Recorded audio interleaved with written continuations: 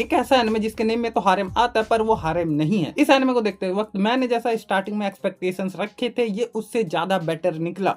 सो hey guys, स्वागत है तुम्हारा आज की वीडियो में, जहां मैं बात करने वाला हूँ जीजी हारेम के ऊपर या कहूँ सूडो हारेम के ऊपर। जो भी कहो सेम ही है।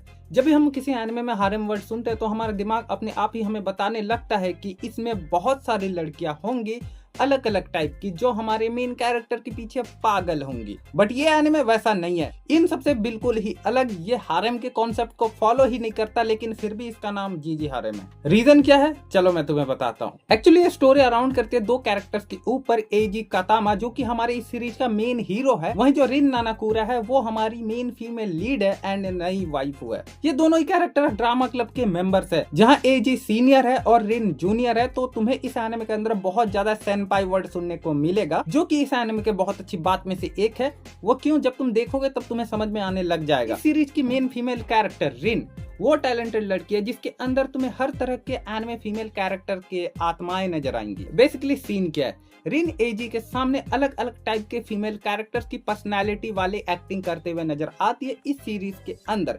अब ऐसा क्या, हमारा जो मेन कैरेक्टर है उसको एक तरह से हारेम वाला यार कीड़ा काट रखा है, जहाँ पे उसको दौरा पड़ता है। वो ऐसा सोचता है कि काश ऐसा होता, अलग अलग लड़कियां मेरे पीछे पागल होती। टिपिकल हारेम एनिमे का मेन कैरेक्टर जैसा, जिसको रिन पूरा करते हुए नजर आती है अपने एक्टिंग के जरिए।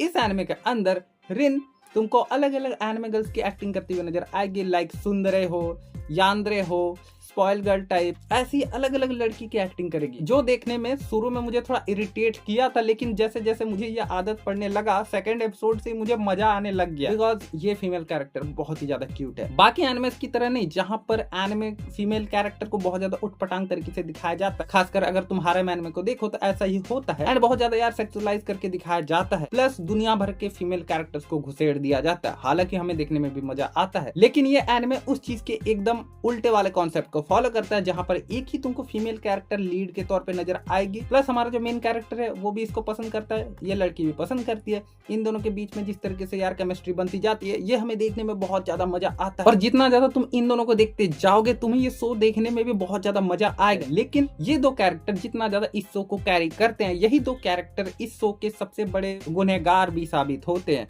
बिकॉज ये दो कैरेक्टर्स की केमिस्ट्री इतनी अच्छी फिट बैठ जाती है सीरीज के अंदर ना, तुम्हें और कोई साइड कैरेक्टर को देखने में मजा ही नहीं आएगा। ये एकदम वैसा ही हुआ है, लाइक अगर तुमने टीजिंग मास्टर तकागी-सान देखा है, ये एनिमे के अंदर अगर तुम देखो तो तुम्हें साइड कैरेक्टर्स को देखने में मजा ही नहीं आएगा, तुम्हें हमेशा दो मेन कैरेक्टर्स को ही देखने में मजा आएगा।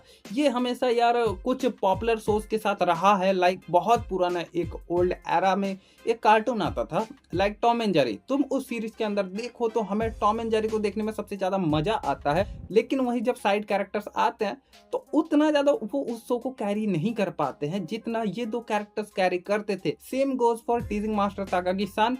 इन दोनों के साथ भी यही सीन था कि इन दोनों को देखने में हमें जितना मजा आता था उतना हमें साइड कैरेक्टर्स को देखने में मजा नहीं आता था, बिकॉज इन दोनों की केमिस्ट्री बहुत परफेक्ट फिट बैठती थी। यही सेम चीज हमें इस एनिमे के अंदर भी देखने को मिलता है, जहां पर एजी एंड रिन ये दोनों इतने बढ़िया तरीके से फिट बैठते हैं ना, इन दोनों के अलावा तुम किसी और को देखना ही नहीं चाहते हो स्क्रीन में। एंड यही वो मेन रीजन है जिस वजह से मुझे इस सीरीज के साइड कैरेक्टर उतने ज्यादा पसंद नहीं आए। बट फिर आता है एक और ट्विस्ट, जहां पर मुझे पता चलता है कि इस एनिमे की मांगा के 100 से भी प्लस चैप्टर्स हैं, एंड ये एंड हो चुका है, जहां पर मुझे लगता है कि पक्का राइटर ने साइड कैरेक्टर्स के ऊपर भी थोड़ा बहुत ध्यान दिया होगा। मैंने अभी तक मांगा नहीं पढ़ी है तो मैं इसको पूरी तरीके से श्योरिटी के साथ नहीं कह सकता, लेकिन फिर भी मैं अपने हिसाब से अंदाजा लगा के कह रहा हूँ। तो इस वजह से इन सब चीजों के ऊपर तो मैं एक और वीडियो बना के ही बात कर पाऊंगा, जहां पर मैं इसका मांगा पढ़ने के बाद कवर अप करूंगा, पूरे स्पॉयलर्स के साथ डिस्कस करूंगा।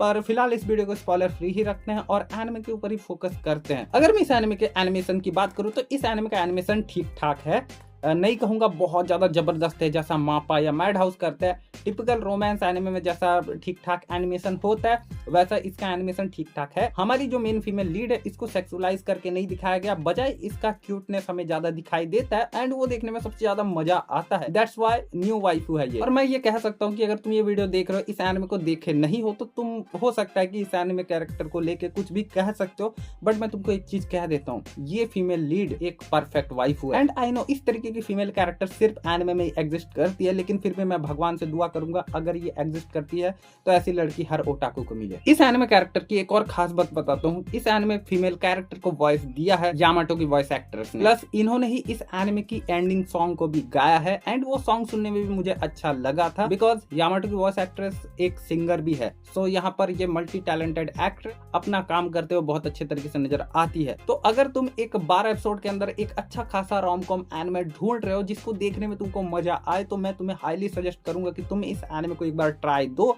बिकॉज ये एनिमे मेरे हिसाब से तो एक रोम कॉम जॉनर में मस्ट वॉच सीरीज है। रेटिंग की अगर मैं बात करूं तो मैं इसको देना चाहूंगा 10 में से 9 की रेटिंग, बिकॉज ये डिजर्व करती है। अब मैं जा रहा हूं इसकी मांगा पढ़ने के बाद स्पॉइलर के साथ एक वीडियो बना के इसके ऊपर लंबा डिस्कशन कर सकते हैं, जहां पे मैं एक एक चीज के ऊपर डिस्कस कर सकूंगा।